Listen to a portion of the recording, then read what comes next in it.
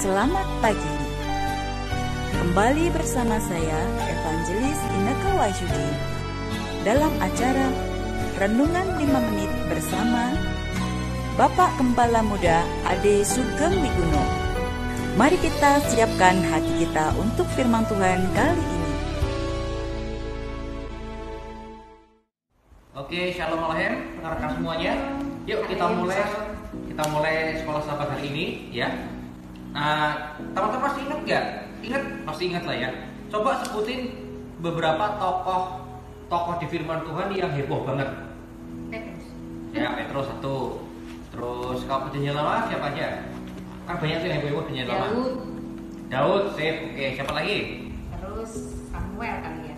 Samuel ya, oke. Siapa lagi? Sebentar. Nuh. Ya, Nuh juga heboh. Musa heboh banget. Siapa lagi? Mary, Gideon. Ya, Gideon. Heboh ya Yusuf ya. Yusuf, Daud kan mirip-mirip tuh ditanya. Terus siapa lagi yang heboh-heboh? Abraham, betul. Abraham, Ishak, Yakub ya heboh-heboh ya. Terus Daud sudah. Ayub ya. Oh iya. Ayub kan heboh juga tuh. Oke. Ya, Nuh.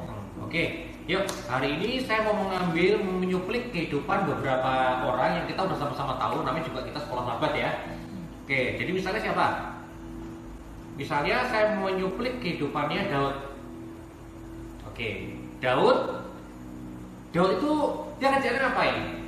Dia siapa sebenarnya? Awalnya di kisahnya itu dia apa? Profesinya apa? Gembalain apa? Dombanya siapa? Bapaknya. Kenapa kok Daud disuruh ngembalain domba? Kenapa kok si Isai nyuruh Daud itu ngembalain dombanya Isai? Padahal kerjaan jadi gembala itu di tempatnya Isai itu, di lokasinya Isai itu kerjanya berbahaya. Maka Daud bilang, aku udah pernah ngelawar serigala, singa, beruang, ya kan? Berarti berbahaya dong pekerjaan gembala kan? Beda sama angon kambing di Jawa ya. Dekat sini juga banyak angon kambing. Kadang-kala juga ada orang yang ketok pintu rumah, ketok gerbang mau minta rumput ya. Karena sini rumputnya kan serem-serem. Kemarin malah yang datang angon menjangan. Yang kemarin datang mengambil rumput tuh angon menjangan. Ya karena di belakang sini ada almarhum ya, dulu bekas anggota DPR pada waktu masih hidup. Dan beliau itu punya rusa di rumahnya. Ini kebun gede punya rusa, tapi nggak ada rumput yang segar. Jadi kesini karena rumput ini gede-gede juga. Oke, yuk. Jadi kenapa ya kok Isai itu nyuruh Daud mengembalakan dombanya? Karena Daud kecil. Karena Daud kecil, salah. Kenapa? Karena cuma Daud kali yang mau. Lainnya. Daud yang mau ya. Karena kakak-kakaknya berkualitas ya jadi tentara ya. Kakak-kakaknya jadi tentara yang nggak berkualitas cuma Daud gitu ya. Ya betul. Dan sebenarnya teman-teman lebih serem lagi karena dalam Mazmur dikatakan bahwa Daud berkata, karena aku ini dikandung dalam kesalahan, dilahirkan dalam dosa. Nah itu kalimat itu adalah kalimat yang diucapkan oleh seorang ibu kalau dia dituduh suaminya itu berzina atau selingkuh. Tapi ternyata para imam tidak menemukan bukti kalau dia selingkuh. Nah kalau zaman dulu kan serem. Jadi ini buat teman-teman ya yang merasa kalau orang-orang Israel itu cerai biar bisa kawin lagi itu salah ya, ngaco banget. Karena orang Israel kalau mau kawin lagi aja, nggak perlu ceraiin, orang boleh poligami kok waktu itu ya. Jadi kalau orang bilang orang Israel kenapa kok bercerai gitu ya? Ya karena mau kawin lagi pak, tinggal kawin lagi kok. Makanya orang nggak ngerti Torah itu kebanyakan goblok asumsinya. Karena orang-orang Israel zaman itu kalau mau kawin lagi tinggal kawin lagi. Ya, jadi cerai itu bukan karena mau kawin lagi. Kalau mau kawin lagi tinggal kawin lagi kok. Cerai itu karena apa? Karena Torah bilang orang suami ya istri nggak boleh menceraikan, tapi suami boleh menceraikan istrinya kalau didapatinya istrinya itu apa ya? Didapati istrinya itu berzina. Dan lebih seru loh sebenarnya kalimatnya loh, bukan berzina. Didapatinya istrinya itu udah tercemar. Jadi kalau saat istri itu sudah kena spermanya pria lain itu berzina, ya. Nah itu boleh diceraikan bukan wajib ya, tapi boleh diceraikan. Nah untuk menceraikan itu perlu ada saksi, karena kan tujuan perzinahan. Kalau orang berzina dan terbukti berzina, hukumannya apa? Dirajam. Itu di kitab Ulangan ada ya. Dirajam, hukumannya dirajam ya. Tapi siapa yang wajib merajam? Yang wajib pertama kali merajam dulu siapa? Ya, bukan suaminya. Itu ada di imamat, ada di Ulangan. Yang itu saksi. Saksi, betul. Makanya pada waktu Yesua ada perempuan yang katanya kedapatan berzina, kan orang-orang bilang apa? Menurut hukum Torah Musa wajib dirajam. Wanita seperti ini wajib dirajam. Menurut kamu bagaimana? Ya kan? Kan bilang gitu kan mereka ya. Lalu Yesua ngapain? Tulis-tulis di tanah ya. Oke. Nah karena apa teman-teman? Karena Yesua itu ingin mengingatkan, ya yang nulis di tanah itu siapa? Yang pertama kali nulis di batu itu siapa? Bapak Yahweh. Waktu menurunkan 10 perintah, ya kan, 10 hukum Tuhan ya. Nah, jadi teman-teman, kejadiannya apa? Yesua dengan wanita yang katanya kedapatan berzina itu bukti kalau Yesua itu nggak melanggar Torah. Karena yang dilakukan itu persis sama seperti kata Torah, yaitu apa? Harus ada 2-3 orang saksi dulu.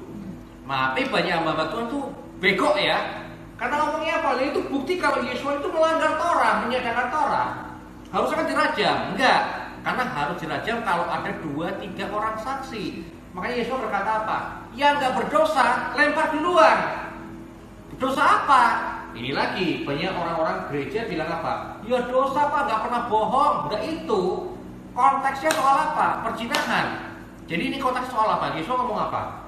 Yang nggak berdosa memfitnah lempar dulu. Karena kalau ada yang dituduh berzina, maka harusnya yang melempar batu dulu, merajam dulu adalah siapa? Para saksi.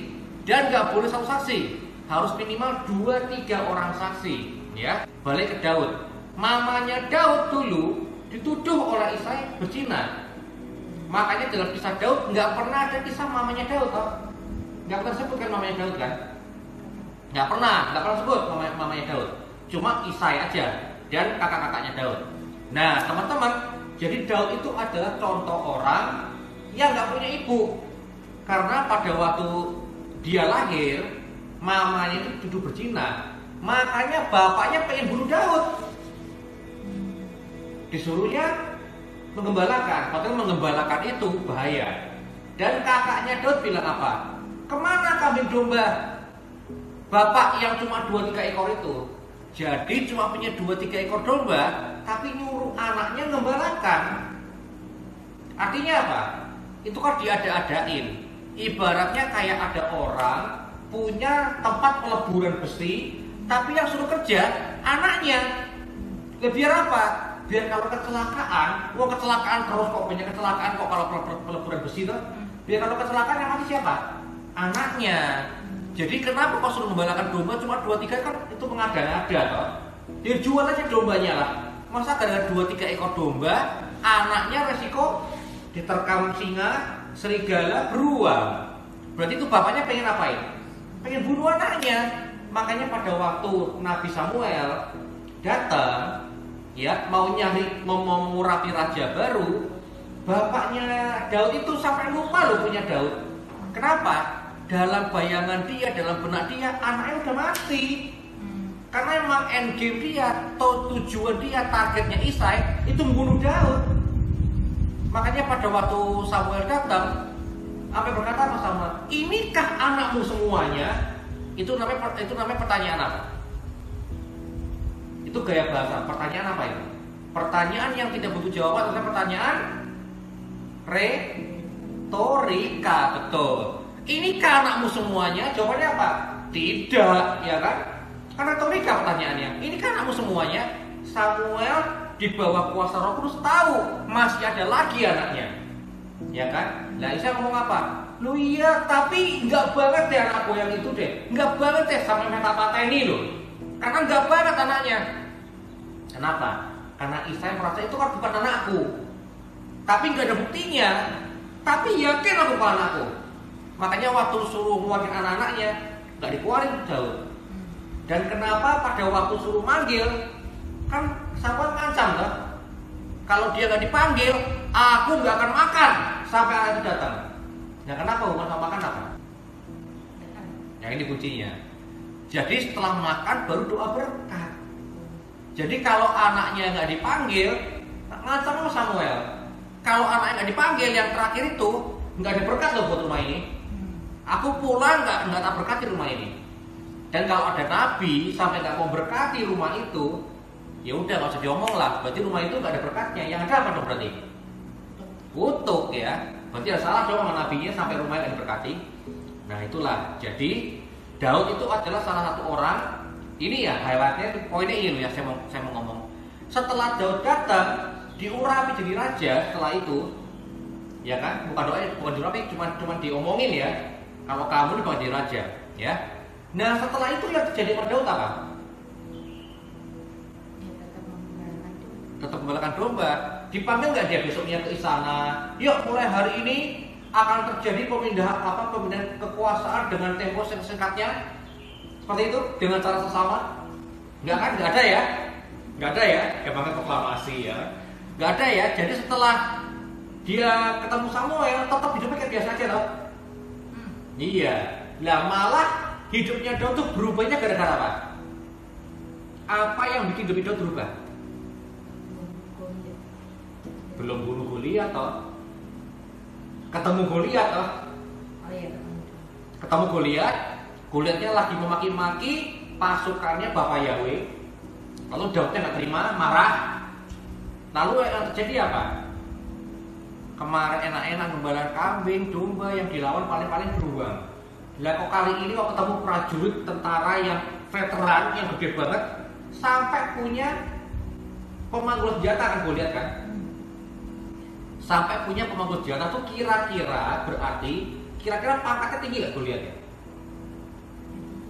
Tinggi karena nggak bawa senjata dewe kan? Sampai dibawain loh senjatanya loh, ya. Kalau kita ke kantor orang, ketemu sama orang, kopernya dibawain sama orang lain itu berarti pangkatnya tinggi nggak? Tinggi lah. Lah kopernya nggak dibawa sendiri kok. Lah kalau kayak saya ya kan kemana-mana bawa koper dewe, berarti pangkatnya agen asuransi ya kan bawa dewe kopernya ya kan, bawa formulir sendiri, bawa koper sendiri, bawa tablet dewe, berarti pangkatnya belum tinggi. Tapi kalau dibawain kopernya wah pasti bose gitu ya kan. Nah setelah ketemu Goliat akhirnya betul sih kalah kan Goliat kan, kalah. Tapi setelah ketemu Goliatnya kalah, yang terjadi kira-kira Daud itu naik pangkat apa turun pangkat? Naik apa turun pangkatnya? Jadi dari gembala jadi apa? Bukan pemusik malah rewang loh. Rewang tapi kalau bosnya stres ngamuk-ngamuk dia main musik ya kan? Berarti kan pangkatnya rewang loh. Mendingan mana? Jadi gembala apa jadi pembantu? Ya pangkatnya jadi gembala. Karena kalau gembala petani itu ya kalau punya ternak dewe berarti walaupun cuma jadi gembala tapi kan bos loh. Ya kan? Karena kan punya dia tuh dombanya kan, punya bapaknya. Turun pangkat berarti jadi apa ya istilahnya apa ya kalau semua itu kacung mungkin ya. Kayak di ya asisten. Keren banget asisten ya. Kalau di gang baru itu gang belakang gang warung ya, itu kan ada warung es namanya Congli. Karena yang punya itu dulu kacung cilik. Kacung tuh ya pembantu pria ya, kecil, waktu kecil dia jadi kacung cilik, dia kerja di tukang es. Lah setelah gede dia buka sendiri warung es, maka dikasih nama apa? Warung esnya Congli. Karena dulu dia itu kacung cilik, tapi dia jadi bos sekarang punya warung es sendiri.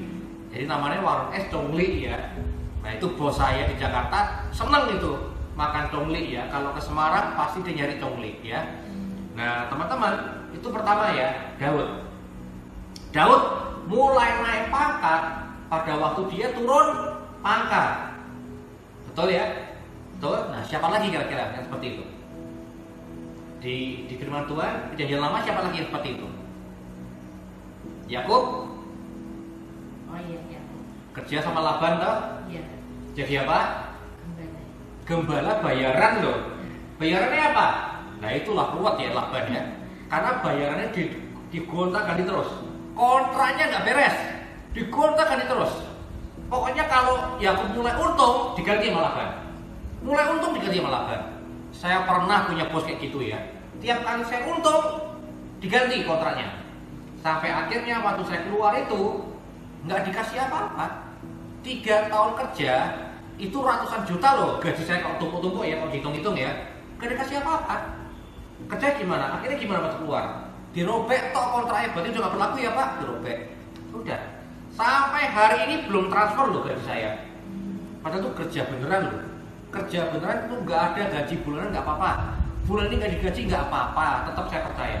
Tapi sampai akhirnya keluar berhenti, ya nggak dikasih gajinya. Padahal kontraknya jelas.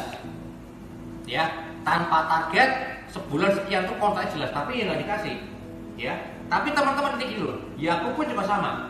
Dia mulai naik pangkat, hidupnya mulai naik. Ada waktu dia turun pangkat. Siapa lagi? Yang contohnya jelasnya siapa? Yusuf. Betul ya? Yusuf itu pada waktu dia mulai naik pangkat, jadi dia itu mulai perjalanan dia naik pangkat dimulai dengan apa? Dengan turun pangkat. Dia itu dengan apa? Dengan dijebloskan ke Penjara. bukan, mulainya Dari sumur. sumur, masuk ke sumur kering teman-teman ya. Itu mulai dia naik pangkat. Nah jadi intinya apa teman-teman? Intinya adalah renungan hari ini, sekolah minggu hari ini, sekolah sahabat hari ini. Intinya adalah apa? Kalau hidup Anda rasanya kayak turun pangkat, itu Bapak Yahweh sedang mengangkat kita. Ya, jadi Bapak Yahweh itu begitulah. Makanya Firman Tuhan berkata apa? Karena tanpa iman mustahil untuk berkenan di hadapan Tuhan. Ya, jadi kalau Anda mau berkenan di hadapan Bapak Yahweh, Anda mesti punya iman. Firman Tuhan berkata, tanpa iman mustahil kita berkenan di hadapan Bapak Yahweh. Karena orang-orang yang berkenan di hadapan Bapak Yahweh itu pasti dibuat Bapak Yahweh untuk punya iman. Piye caranya sampai punya iman? Ya. Nah, saat ini pun saya lagi alami juga. Saat ini lagi ancur hidup saya ya, bukan saat ini ya, udah 3 tahun terakhir mungkin ya. Ya. Jadi sebelum kenal Tirta udah hancur hidup saya. Setelah kenal Tirta makin hancur. Ya bukan salah Tirta ya, tapi ini adalah proses saya dan prosesnya Tirta juga, prosesnya Diana juga, dan prosesnya teman-teman juga di rumah. Kalau hidupmu setelah kamu kenal Bapak Yahweh makin hancur, itu artinya apa? Tuhan lagi mengangkat engkau. Karena pada waktu Tuhan mempromosikan engkau, apa ciri khasnya? Anda didemosi, Anda turun itu adalah bukti kalau Bapak sedang mengangkat kita. Dimulai dengan apa? Dimulai dengan turun, rekan-rekan ya. Sama, ketua sinode kita juga sama. Hidupnya tuh mulai naik pada waktu dia dipecat dari sinode lama. Ya, difitnah, dihancurkan, bahkan dilaporkan ke polisi, ya. Bahkan diadu domba dengan agama lain, ya. Katanya dia dituduh menghina agama lain. Padahal yang kami lakukan itu bukan menghina, kebalikannya. Kami mengembalikan nama Tuhannya agama lain supaya nggak ada konflik. Selama ini konfliknya antara Nasrani dengan agama lain apa? Karena disama-samakan, ya. Tuhannya kita disama-samakan dengan nabinya agama lain. Ya pasti ada konflik dong. Kenapa? Karena buat mereka itu kan cuma nabi. Kalau kita menyembah manusia, buat kita tuh Tuhan. Loh kok aneh? Lalu mulailah orang yang menyamakan itu mulai keributan. Contohnya apa? Ini contoh aja ya rekan-rekan ya. Kalau Anda menyaksikan ini ya online, contoh aja. Ini bukti kalau saya memberikan ini beda ya.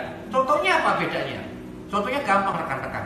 Agama lain berkata ya bahwa Isa itu adalah roh Allah dan kalimatnya Allah, tapi bukan Allah.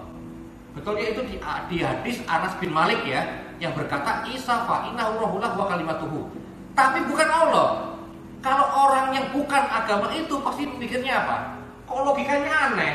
Tapi itulah logika rohani. Memang banyak yang keanehan karena logikanya beda dengan logika matematika, ya.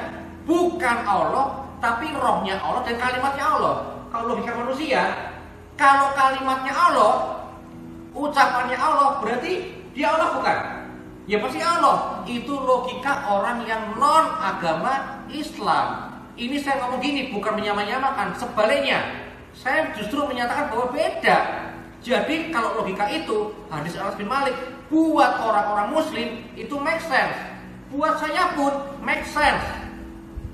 Ya, bagaimana mungkin ada manusia biasa tapi punya rohnya Allah? Nggak mungkin. Saya memahami nggak mungkin.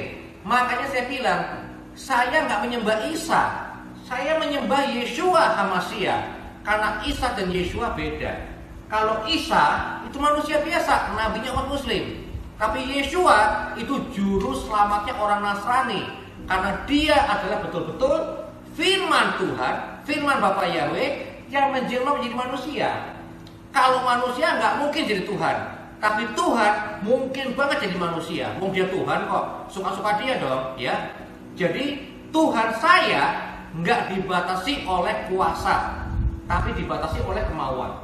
Ya, jadi kalau ada yang tanya nih, mungkin nggak Tuhan menciptakan sebuah batu yang berat banget sampai dia sendiri pun nggak bisa mengangkatnya? Seringkali gitu ya orang mencobai ya. Seringkali orang mencobai gitu. Mungkin nggak Yahweh menciptakan batu yang berat banget sampai Yahweh nggak kuat mengangkatnya? Jawabannya adalah Yahweh nggak dibatasi oleh kuasa, tapi dibatasi oleh kemauan. Maka dia bisa menciptakan batu yang berat banget? Bisa. Tapi bisa nggak dia menciptakan batu yang berat banget sampai dia nggak bisa ngangkat? Jawabannya adalah kalau dia mau ngangkat, dia pasti bisa ngangkat. Karena dia nggak dibatasi oleh kemampuan, tapi dibatasi oleh kemauan. Makanya kalau dia bilang, oh enak orang Kristen ya, kalau berbuat dosa tinggal minta ampun doang, dia ampuni deh. Betul, karena dia sanggup mengampuni. Karena itu Yeshua datang sebagai manusia, memilih untuk mati di salib. Supaya apa? Supaya dia punya segala hak dan kuasa untuk mengampuni siapapun yang dia mau mengampuni. Jadi bukan kalau Tuhan berkenan akan diampuni, enggak. Dia berkenan mengampuni. Karena itu dia jadi manusia. Boleh enggak Tuhan mengambil rupa manusia? Boleh enggak? Ya boleh banget kalau dia Tuhan. Ya.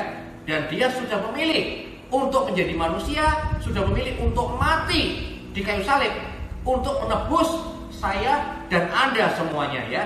Jadi dia dibatasi hanya oleh kemauan ya. Nah rekan-rekan, baik lagi ya, karena ini acara untuk orang-orang Nasrani, beriman Nasrani. Kalau Anda saat ini sedang merasa di bawah, udah percaya kok malah turun pangkat, malah demosi, nggak apa-apa.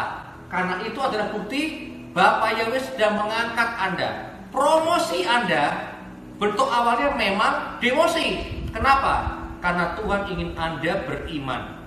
Kalau Anda nggak beriman, nggak mungkin berkenan di hadapan Tuhan. Jadi apapun masalah saya dan masalah Anda pada hari ini, sama aja, beriman. Ya, dan firman Tuhan berkata, kalau kemenangan kita sudah dijamin pada waktu Yeshua mati di atas kayu salib, dia menjamin kemenangan saya dan Anda. Kita lebih dari pemenang, karena dia udah menang, Yeshua udah menang. Yesus udah menang. Makanya dalam iman Nasrani, salibnya nggak ada korpusnya, ya, nggak ada korpusnya. Kalau salib agama lain, salibnya ada korpusnya. Kenapa? Kalau di agama Nasrani, Yeshua sudah nggak disalib, dia udah menang, dia udah bangkit, dan dia bangkit sebagai yang pertama bangkit. Dia naik surga sebagai yang pertama naik surga, yang sulung, supaya kita nanti jadi yang kedua dan ketiga dan seterusnya. Ya, kita nanti juga akan sama mengikuti. Firman Tuhan berkata, sama seperti dia saat ini, itulah keadaan kita. Ya, jadi kalau dia sudah menang, kita pun menang. Dan kita yang perlu kita lakukan adalah apa? Beriman. Ya, beriman. Beriman itu artinya apa? Kita tuh udah dijamin menang. Ya, sama sekarang ya, sama sekarang. Kalau saya bilang sama Riana, ceritanya saya bukan penipu. Tapi teman-teman, kalau ada yang berani ngomong seperti ini pasti penipu. Tapi ceritanya bukan penipu. Ceritanya saya punya informasi nih, Riana, koin dogi nanti harganya 10 juta loh per koin. Misalnya, ini misal doang. Nggak ada orang bisa ngomong seperti itu. Tapi misalnya, saya tahu pasti koin dogi nanti harganya itu 10 juta per koinnya. Misalnya, contohnya, saya yang punya koin dogi, saya pemiliknya nih, koin dogi. Saya bilang, Riana, sabar. Nanti suatu hari, koin dogi harga 10 juta. Maka kalau Riana tahu saya ini orang yang berwenang menaikkan harga koin dogi, maka yang perlu Riana lakukan adalah apa? Beli. Ya, Beli koin dogi. beli koin dogi. Lalu setelah itu Simpan. simpan, disimpan dengan iman loh. Karena apa? Karena yakin udah ketemu sama saya nih yang berhak menaikkan harga koin dogi, ya. Karena yakin sama saya, beriman sama saya, dipegang koinnya. Koin dogi itu tinggal jadi 2.000 rupiah, tetap dipegang. Nanti turun lagi, koin dogi jadi 1.000 rupiah, dipegang nggak? Dipegang. Turun lagi jadi 10 rupiah, dipegang nggak? Malah megang mungkin ya, beli lagi mungkin ya. Koin dogi jadi 1.000 rupiah, oh, borong ya kan? Karena apa? Beriman. Sama dengan firman Tuhan. Kemenangan sudah dijamin loh. Maka kalau udah dijamin, yang perlu lakukan adalah apa? Terus megang. Karena apa? Suatu hari nanti pasti terjadi. Apa yang terjadi? Kesehatan, damai sejahtera, sukacita, surga. Itu bagian kita. Kenapa? Sudah dijamin teman-teman ya. Sudah dijamin. Jadi yang kita lakukan adalah apa? Pegang aja koinnya ya. Pegang aja nih janji-janjinya ini ya. Koin itu kan janji toh. Kan koin janji toh. Kalau punya koin ini, kamu jual dapat uang. Itu kan janji toh. Ya itu adalah basic dari mata uang. Mata uang itu apa? Janji. Janji. Kamu nuker $1 dapatnya 15.000, itu kan janji. Jadi dalam satu lembar uang dolar itu ada janji. Janjinya apa? Kalau mau tuker jadi sekian. Ya sama dengan firman Tuhan. Ya, pada suatu hari nanti, pada waktu sudah datang jatuh tempo, nanti tergenapi semua. Apa misalnya? Ya, misalnya apa? Kesehatan, kesembuhan. Ya, darah Yesus sudah menyembuhkan kita. Oleh bilur-bilurnya kita udah sembuh. Jadi teman-teman, kalau Anda belum sembuh, pegang koinnya, pegang dari Tuhan.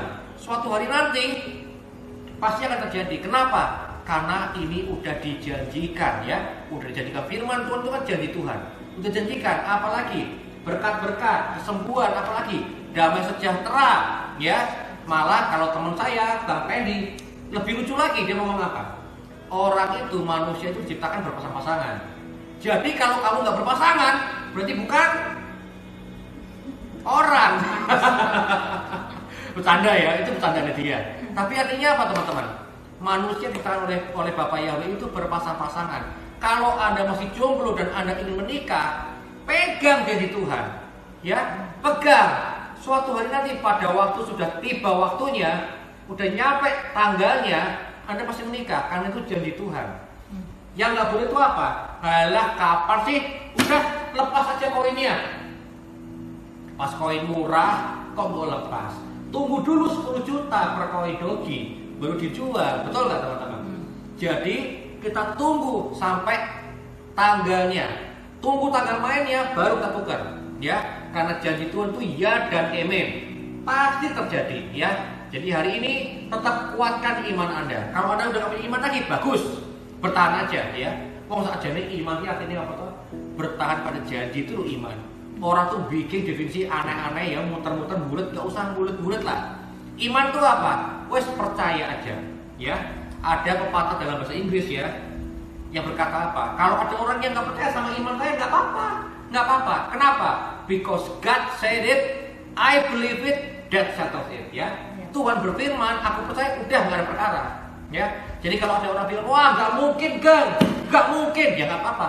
Lu nggak percaya nggak apa-apa. Tapi kalau gua percaya, God said it, I believe it, and that settled it, ya. Udah nggak ada diskusi, no debat. Tuhan berfirman, aku percaya, selesai, nggak ada urusan, ya. Jadi rekan-rekan, hari ini cukup ngomong apa? Kuatin hatimu ya rekan-rekan ya.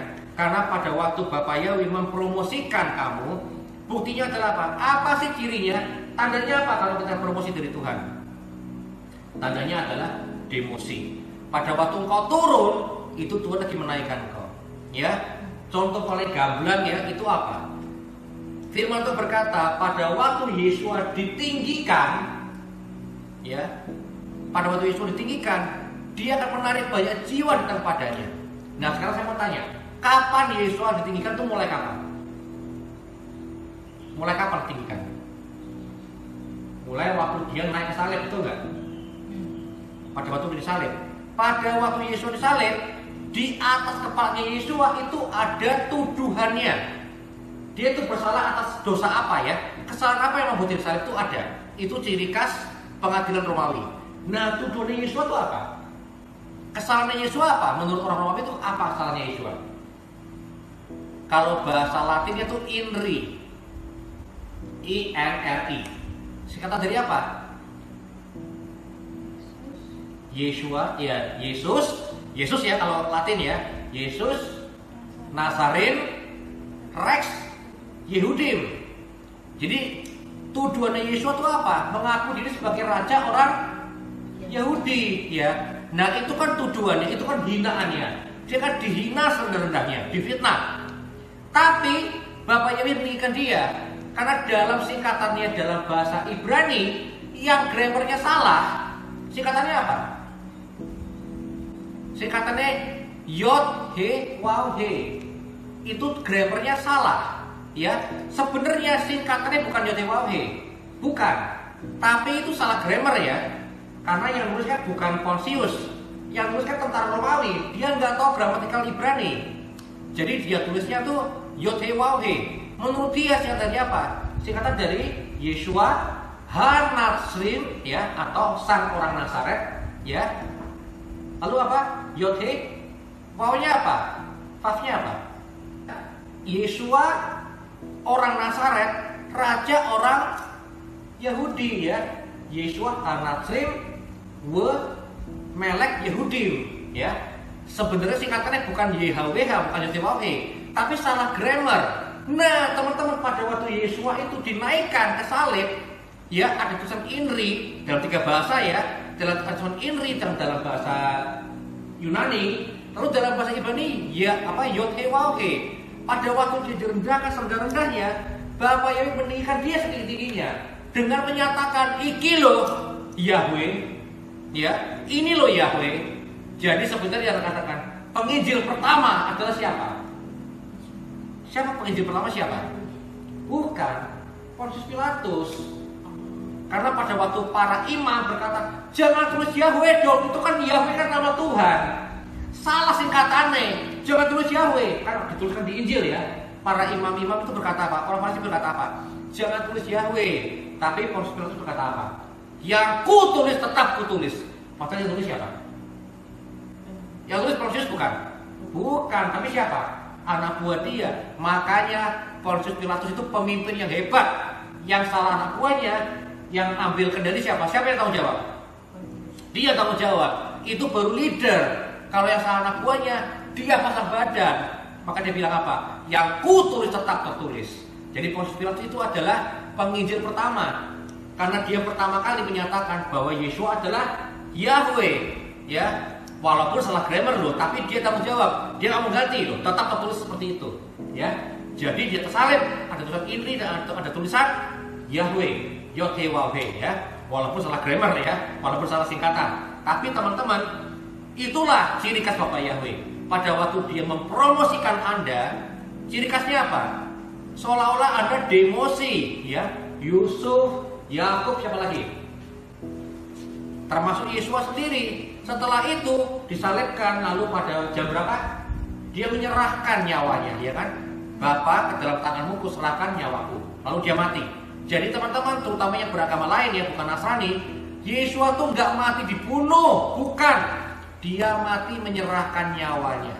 Karena dia nggak ada yang sanggup membunuh dia. Karena dia adalah Tuhan, dia adalah Elohim, dia adalah Yahweh. Jadi nggak ada yang bisa bunuh dia. Tapi Alkitab berkata apa? Injil berkata dia menyerahkan nyawanya. Setelah apa? Setelah dia menyedot dosa semua manusia, dosa masa lalu, dosa masa itu, dosa masa depan. Setelah semua disedot ke dalam dirinya, lalu dia berkata apa? Sudah selesai. Kalau dalam bahasa Yunaninya tetelestai, artinya apa? Lunas, terbayar, nggak ada utang-utangan. Bukan kalau Tuhan berkenan, ya, bukan kalau Tuhan berkenan, tapi apa? Sudah terbayar. Maka Yesus berkata apa? Tetelestai, lunas, terbayar. Baru dia menyerahkan nyawanya. Jadi dia mati bukan dibunuh, dia mati menyerahkan nyawanya. Setelah itu baru dia mati. Jadi dia nggak mati dibunuh ya. Setelah itu baru dia mati. Artinya apa rekan-rekan? Lunas apa ya? Jadi dosa anak cucumu nanti yang sekarang belum lahir karena kamu jomblo, gak apa-apa, sama aja sudah ditebus oleh Yeshua HaMashiach. Kok bisa ya? Bisa, karena dia adalah Yahweh, dia adalah Tuhan yang sejati, ya. Jadi bisa banget. Oke, jadi teman-teman, setelah dia mati apa yang terjadi? Gak lama kemudian, berapa hari? Injil berkata 3 hari ya, tepat 3 hari dia bangkit. Dan setelah dia bangkit, berapa hari kemudian? Dia naik ke surga. 40 hari kemudian dia naik ke surga. Ya, dia naik ke Samayim. Kenapa? Firman Tuhan berkata karena dia turun dari Samayim. Karena itu tempatnya di mana? Di Samayim. Jadi setelah dia dihina, itu sebenarnya itu adalah dia naik pangkat. Yang terjadi kemudian adalah apa? Dia mati dalam dosa-dosa kita, lalu dia dibangkitkan, lalu dia naik ke surga. Ya, jadi sebenarnya jalan untuk Bapa Yahweh mengangkat kita atau dengan cara apa? Merendahkan kita. Memang itulah modusnya ya. Memang itulah cara bekerja Bapak Yahweh. Jadi kalau hari ini Anda merasa Anda perlu direndahkan ya, udah kenal Bapak Yahweh kok malah makin turun ya, nggak apa-apa. Memang naik pangkatnya Bapak Yahweh itu ciri khasnya apa? Cirinya adalah diturunkan dulu. Jadi pada waktu Anda turunkan, sebenarnya Anda itu lagi naik ya. Jadi teman-teman, hari ini kita cuma mau diingatkan aja. Kalau Anda saat ini sedang dalam keadaan di bawah, artinya apa? Anda lagi naik ke atas ya. Jadi kalau Anda udah merasa udah nyampe rock bottom ya, sama kayak peta kripto ya. Kalau ada grafik kripto, kalau harga udah turun banget, artinya apa? Orang yang megang kripto senang. Karena apa? Artinya kalau Anda udah di bawah banget, artinya the only way to go is up. Nggak mungkin turun lagi, kalau udah rendah banget kok.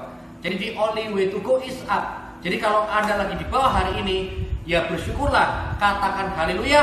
Artinya you are going up ya. Artinya apa? Anda lagi jalan naik ya. Memang kalau dalam Bapak Yahweh jalan naik itu turun dulu. Tapi nggak apa-apa. Yang serem itu teman-teman, kalau Anda udah nggak kelihatan jalan, itu serem. Karena apa? Karena artinya kalau Anda udah nggak kelihatan jalan, artinya Anda udah mau nyampe puncak. Kalau kita lagi mau hiking ya, kelihatan waktu puncak gunungnya ya, lagi hiking nih, itu puncak gunungnya. Artinya apa teman-teman? Anda masih jauh. Tapi kalau udah mana puncak gunungnya sih? Kemarin saya pergi ya, bukan kemarin ya, tapi saya pernah pergi ya ke salah satu puncak gunung di dekat sini ya, Gunung Ungaran. Ya, waktu dari jauh kelihatan, wah seru nih kita mau ke Ungaran ya. Tapi waktu udah dekat Ungaran, udah di Gunung Ungaran, nggak kelihatan lagi. Kenapa? Ya kita lagi di Gunung Ungaran, makanya nggak ketok. Tapi kalau lagi dekat tapi kalau dekat rumah saya, dia kalau lagi OTW keluar dari sini mau ke jalan keluar, itu ada satu gang ya, itu Anda bisa melihat di gang itu Anda melihat Gunung Ungaran itu cantik banget ya, gede banget dan kelihatan ya, kalau lagi nggak ada kabut, kelihatan ini Gunung Ungaran cantik banget ya, warnanya kok bagus ya, warnanya biru gitu loh, keren ya. Karena apa? Karena masih jauh dari Ungaran. Tapi kalau kita udah nyampe Ungaran, ya nggak kelihatan lagi ya. Tapi kalau udah nyampe ke mana? Dusun Semilir ya, udah nggak kelihatan Ungarannya. Kenapa? Ya kamu lagi di situ, jadi nggak kelihatan lagi ya. Jadi teman-teman, kalau Anda sekarang lagi di bawah, tenang. Artinya the only way to go is up ya. Kalau Anda nggak kerja lagi, malah lebih seru lagi ya. Pegang terus, berarti apa?